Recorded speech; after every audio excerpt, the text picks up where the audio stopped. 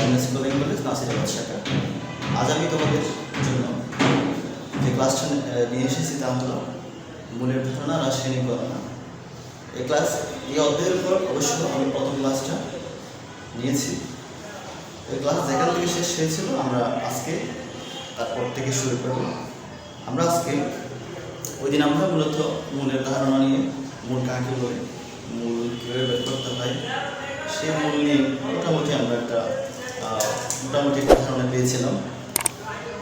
আজকে আমরা যা করব সে অধ্যায়ের প্রথম পার্টের দ্বিতীয় অংশ থেকে দ্রবণ, মূলার দ্রবণ, রাসায়নিক সংযুতি, স্থূল সংকেত, আণবিক সংকেত, এই মোটামুটি আমরা আজকে এই 5টা বিষয়ের উপরে নজর দেব।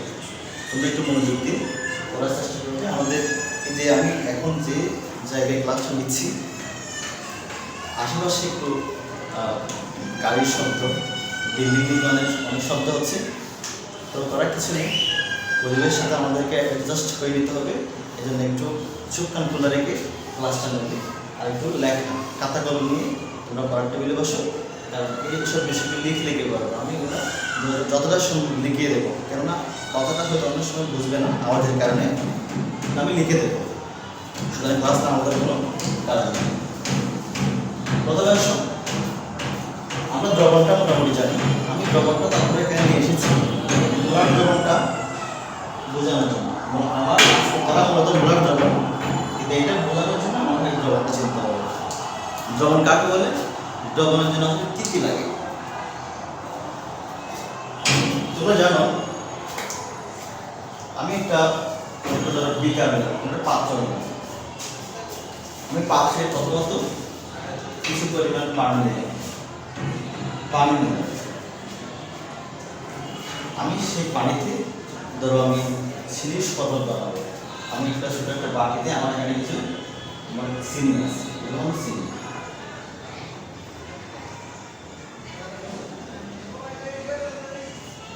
আর এখানে আমি প্রথমে যা নিয়েছি সেটা হলো তোমার পানি ছিল। এখন তুমি কি করলে, চিনির বয়ামটা নিয়ে ঠিক পানির বিকারের মধ্যে ঢেলে দিলাম। এই সব সময় এখানে ঢেলে দিলাম। তাহলে কিছু করে চামচ নিয়ে এটাকে কিছুক্ষণ নাড়লাম। তাহলে কি তৈরি হবে তোমার সেখানে? এটা ছিল আগে ছিল পানি, এটা ছিল শুষ্ক চিনিগুলো এখানে মিশিয়ে দিলাম। তুমি এটাকে চামচ দিয়ে নাড়লাম, তাহলে যা তৈরি হলো এখানে এখন তোমার চিনির শরবত আছে, মানে তোমার এখানে চিনিও আছে, পানিও আছে। তা আমরা এটাকে বলি যে চিনির শরবত।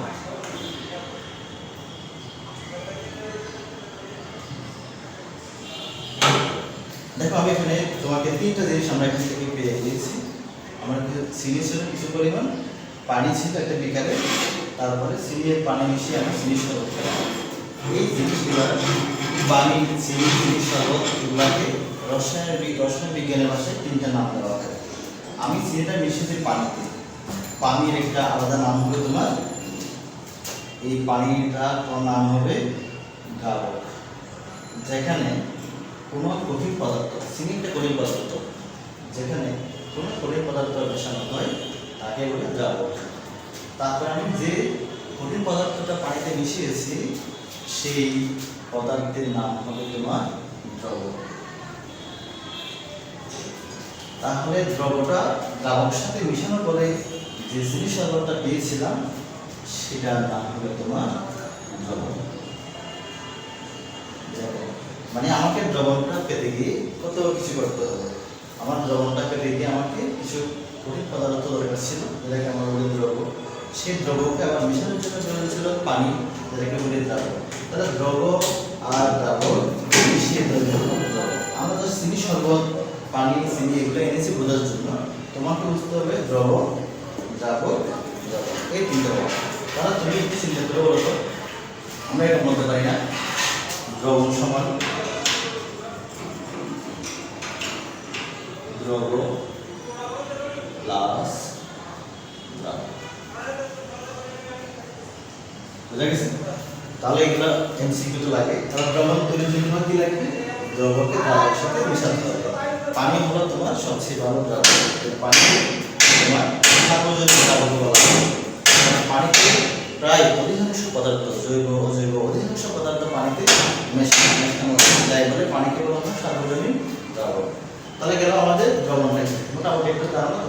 পেয়ে গেছো। এরপর আসো মোলার দ্রবণ। আমার আজকের মূল উদ্দেশ্য কিন্তু মোলার দ্রবণ।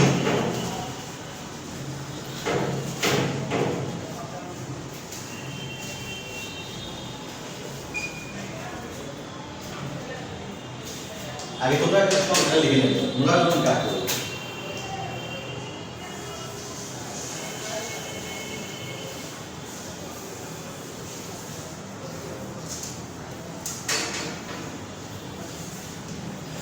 মোলার দ্রবণ হচ্ছে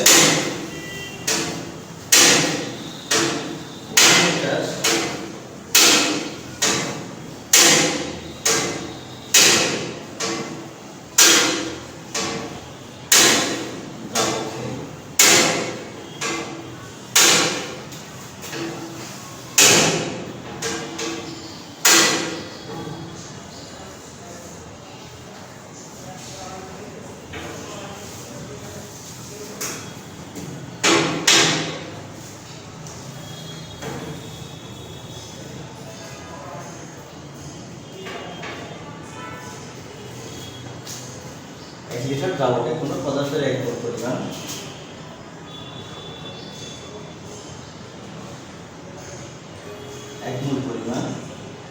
দ্রব মেশালে যে দ্রবণ তৈরি হয়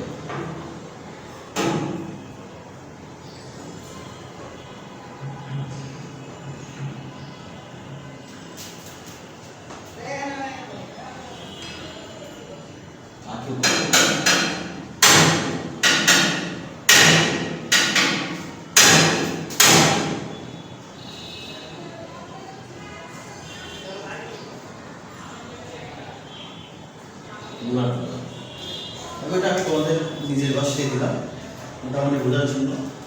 1 লিটার দ্রাবকে দ্রাবক করেছিলাম মনে আছে পানিতে কোনো পদার্থের 1 মোল পরিমাণ দ্রবণ মিশালে যে দ্রবণ তৈরি হয় তাকে বলে মোলার দ্রবণ। এটা বোঝার জন্য তোমাদের একটা উদাহরণ আমি নিয়ে আসবো। তোমরা দেখো আমার সময় বিভিন্ন ল্যাবে গেলে আমাদের ল্যাব আছে, খুব আওয়াজ হচ্ছে তাই না,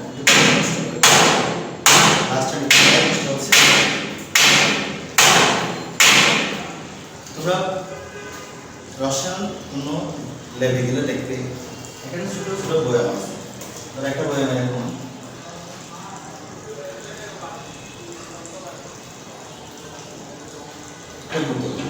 দেখো এখানে বোতল একটা তোমার কাগজ দিয়ে লেবেলিং করবে। ধরো ওখানে এরকম লেখা আছে 1NH2SO2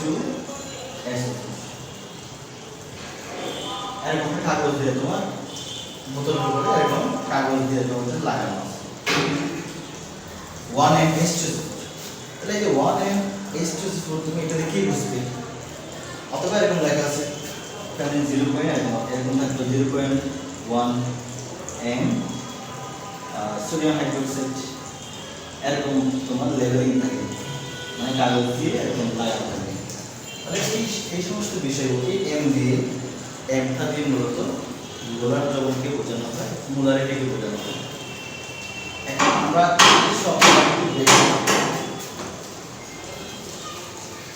তোমাকে আমি যেটা H2SO4 কথা আসছে H2SO4 দিয়ে দেবো 1 লিটার দাও। তোমাকে আগে তুমি একটা পাত্র, বড় একটা পাত্রের মধ্যে তুমি 1 লিটার এখানে তুমি পানি দিলা, এখানে কি দিলা 1 লিটার, এবার এখানে হলো 1 লিটার পানি তুমি এখানে নিলাম, মানে দাও তুমি এখানে কোনো পদার্থের আমি পদার্থটা নিলাম সালফিউরিক অ্যাসিড H2SO4 1 মোল পরিমাণ। তাহলে এখন 1 মোল পরিমাণ তুমি জানো 1 মোল H2SO4 মানে কত? 1 মোল H2SO4 মানে কত? তোমাদেরকে মোলটা কত ক্লাস আমি পড়েছিলাম তারপর দেখো হাইড্রোজেন মানে 1 × 2 প্লাস সালফার কত 32, অক্সিজেন কত জানো তো 16, চেক করে দেখো 64, 98 1 মোল যেহেতু একটা গ্রাম তাই আমরা 1 মোল H2SO4 তাহলে 98 গ্রাম। এখন 1 লিটার দ্রাবকে পানিতে তুমি যদি 1 মোল H2SO4 মানে 98 গ্রাম সালফিউরিক অ্যাসিড এখানে মিশিয়ে দাও, তাহলে যে দ্রবণটা পাবে সেই দ্রবণকে বলা হবে মোলার দ্রবণ। তো ওটাই হলো যে তুমি এত গ্রাম মিশানোর পর যে একটা দ্রবণ তৈরি হবে সেই দ্রবণটা হবে H2SO4 এর মোলার দ্রবণ। তো আমরা তখন এই দ্রবণটাকে লেখা হবে 1NH2SO4। আমার যেটা এখন যেটা পেলাম সেটা 1N মানে এখানে মোলার দ্রবণ বোঝানো আছে। অর্থাৎ 1 লিটার দ্রাবকে যদি আমি কোনো পদার্থ 1 মোল পরিমাণ, 1 মোলটা হলো তার পারমাণবিক ভর বা আণবিক ভরে গ্রামে প্রকাশ করা হয়, সে যে পরিমাণ পাবো সেটা মিশালে আমার মোলার দ্রবণটা তৈরি হবে। গেল 2 নম্বরে তোমাদের আসবে সেই মোলার দ্রবণে সেই একই পরিমাণ পানি 1 লিটার, তুমি এখানে 98 গ্রামের অর্ধেক হবে H2SO4 তোমার 98 গ্রাম ছিল, 98 গ্রাম এটা 1 মোল ছিল, 98 গ্রাম ছিল 1 মোল। আমি এটার অর্ধেক করলে কত হবে? তুমি এটাকে অর্ধেক করলে পাবে 49 গ্রাম।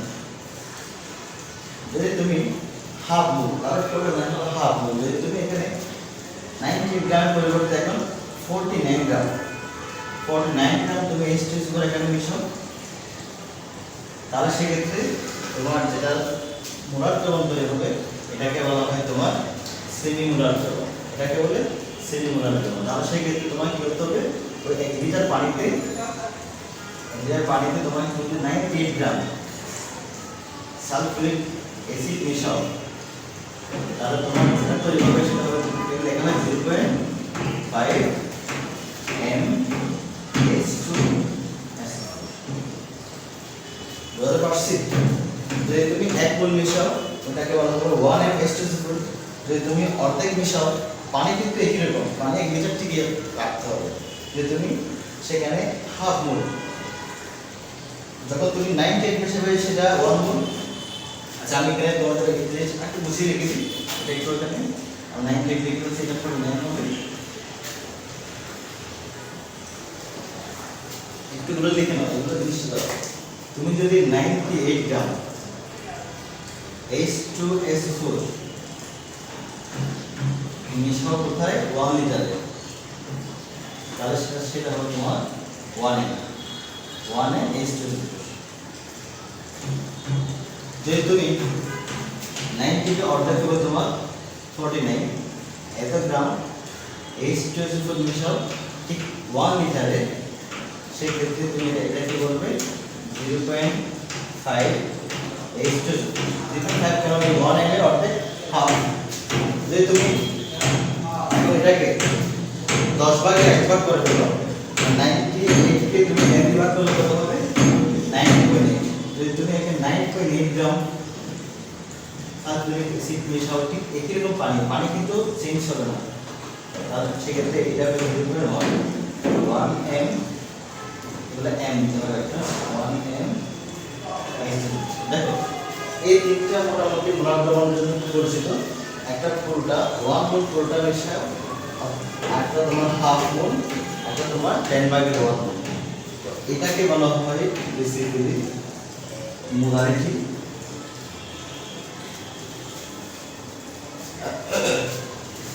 এটাকে মোটামুটি তোমার মোলারিটি বানানো থাকে।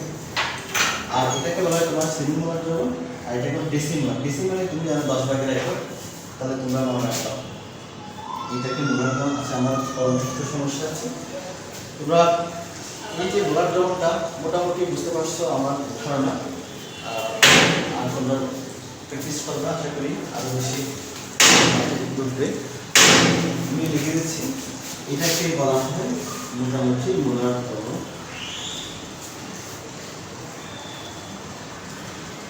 এটাকে বলা হয় তোমার সেমি মোলার।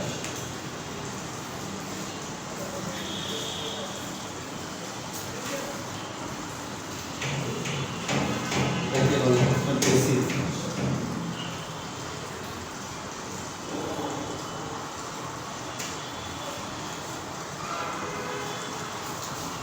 গেল আমাদের মোলার কার্যবলটা এখানে শেষ। এরপর আসুন একটু সহজ জিনিস, একটু কঠিন ছিল, আমরা এর চেয়ে সহজ জিনিস এখন পারবো সেটা হলো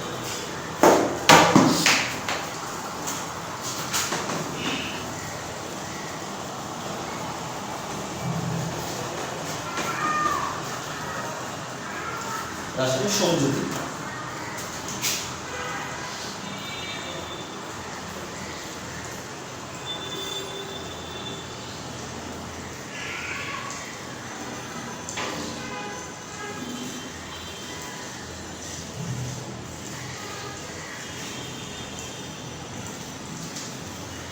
রাসায়নিক সংযুতি আমরা বরাবর মতোই কোন একটা জিনিস যখন করবো আগে সংজ্ঞাটা শিখে নেব।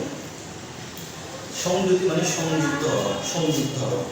কোন একটা যৌগের মধ্যে কোনো জানো একাধিক মৌলিক পদার্থ থাকে। এখন যদি সেই যৌগের মৌলিক পদার্থগুলোকে সবটা রাসায়নিক প্রকাশ করা হয়, তাহলে মোট যে পরিমাণটা থাকে ওটা হলো রাসায়নিক সংযুতি। সাধারণত কোনো একটা যৌগের যে যে মৌল আছে তাদের মোট পরিমাণকে 100 দ্বারা হবে। উদাহরণস্বরূপ পানি H2, যেখানে হাইড্রোজেন আছে, অক্সিজেন আছে। ধরো আমরা প্রদর্শন শুরুতে বললাম যে পানিতে হাইড্রোজেনের শতকরা পরিমাণ 20 ভাগ, তাহলে অক্সিজেন কত হবে? 100 থেকে 20 গেলে 80। তাহলে যদি হাইড্রোজেন 20 হয়, অক্সিজেন হবে 80, 20 যোগ 80 মিলে 100, ওরকমই। তাহলে কোনো যৌগে বিদ্যমান, আমরা সংজ্ঞাটা লিখে নেব। কোনো যৌগে বিদ্যমান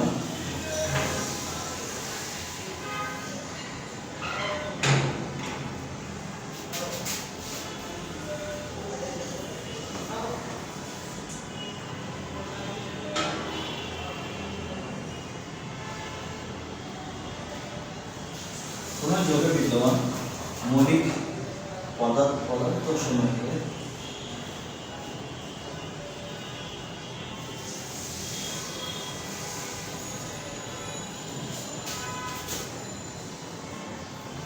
শতকরা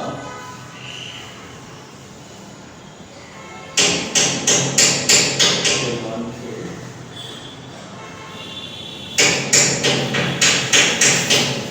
রাসায়নিক সংযুতি।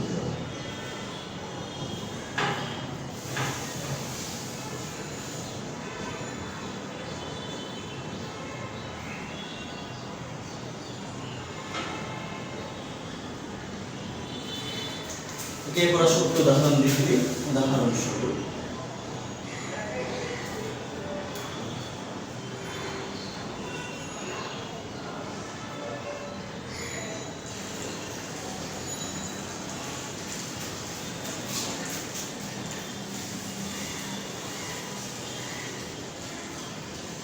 পানিতে হাইড্রোজেন ও অক্সিজেনের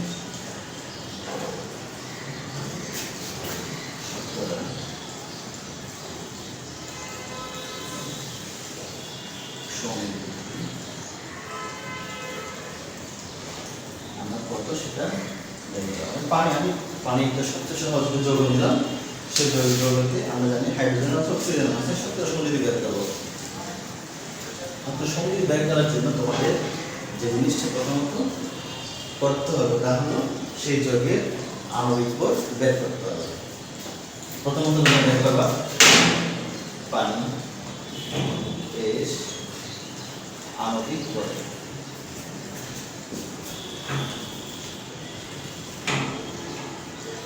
সেই ভরটা এখানে বের করে দেখাতে হবে। তোমরা জানো হাইড্রোজেনের পারমাণবিক ভর 1 × 2 প্লাস 16। তোমরা জানো অক্সিজেনের 16, তাহলে 2 প্লাস 16 is equal to 18। আণবিক ভর বা পারমাণবিক ভরের কোনো একক থাকে না, গ্রামটা লিখে দেওয়া যায়। এই বের করার পরে তোমাদের যেটা করতে হবে, আমি সেটা উপরে অবশ্যই থাকে, এটা লিখে নিয়েছি আশা করি। এটা বের করার পরে তোমরা লিখবে, এরপরে আমার চূড়ান্ত যে কাজটা করবো সেটা দেখাচ্ছি। লিখতে হবে হাইড্রোজেন H শতকরা সংযুতি।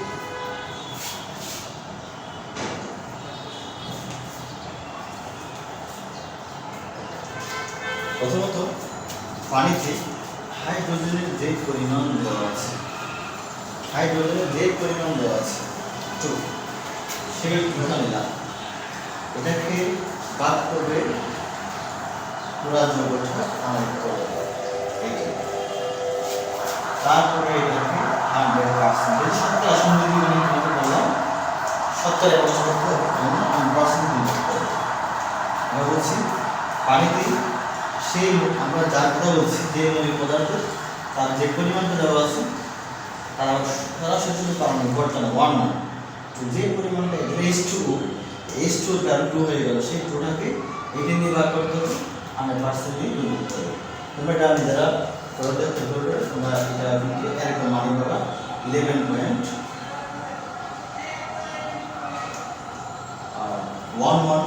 এরকম আশা করি একটা মান পাবে, 11.11 মান পাবে।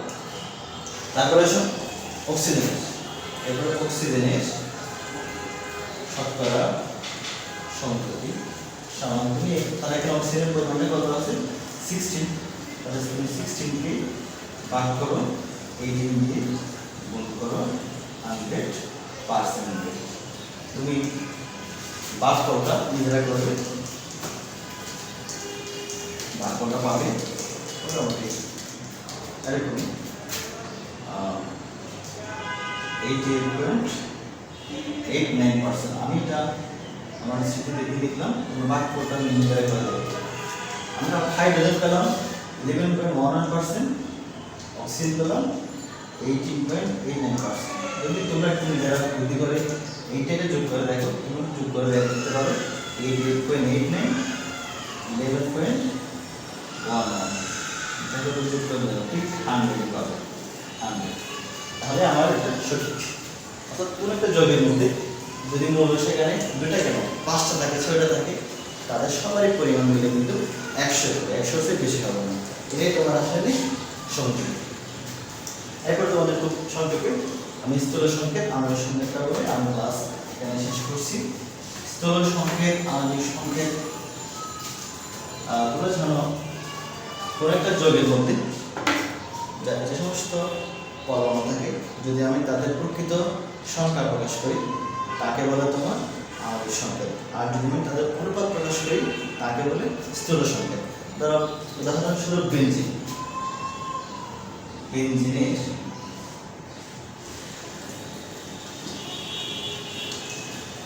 আণবিক সংকেত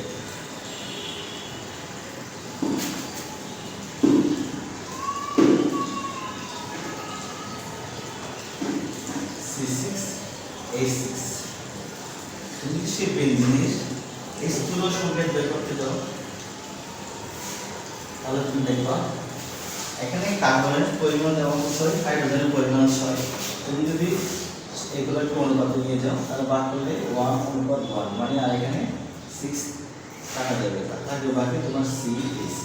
যদি তুমি বেনজিনের আণবিক সংকেত বের করো তাহলে তোমার কার্বনের যে 6টা সংখ্যা আছে সেটা দিতে হবে, হাইড্রোজেনের 6টা সংখ্যা তা দিতে হবে, আর স্থূল সংকেত বলতে প্রকৃত সংখ্যাটা আসবে না, শুধু অনুপাত আসবে। তাহলে আমরা এখান থেকে বলতে পারি স্থূল সংকেত হলো কোনো যৌগে বিদ্যমান পরমাণুসমূহের প্রকৃত সংখ্যা প্রকাশ করা, আর স্থূল সংকেত হলো তোমার কোনো যৌগে বিদ্যমান পরমাণুসমূহের অনুপাত প্রকাশ করা। তাহলে এই এটার ভিত্তি করে তোমরা অবশ্যই বাসায় একটা কাজ তোমাদেরকে আমি দিচ্ছি, সেটা হলো স্থূল সংকেত ও আণবিক সংকেত, এটা তোমাদের এই জায়গায় থাকবে। এটা খুব সহজ অংশ, এটা আমার এখানে না বললেও চলছে। তোমরা স্থূল সংকেত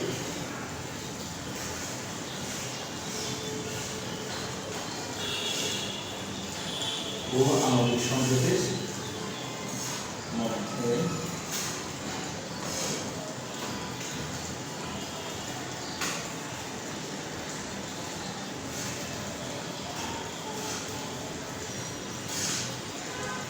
বেশি না 3টা করে পার্থক্য, 3টি পার্থক্য, এটা তোমরা নিজেরা বাসায় লিখে আমাকে যে কোনো সময় ক্লাসে দেখাবে। ঠিক আছে, তোমাদের আজ এ পর্যন্তই। যা যা পড়ালাম ওই টপিক পেপার উপর ভিত্তি করে টেক্সট বইয়ে যা যা আছে এগুলো আমরা ভালো করে রিডিং করলাম, তাহলে পড়াটা কমপ্লিট হবে। সবাই ভালো থেকো।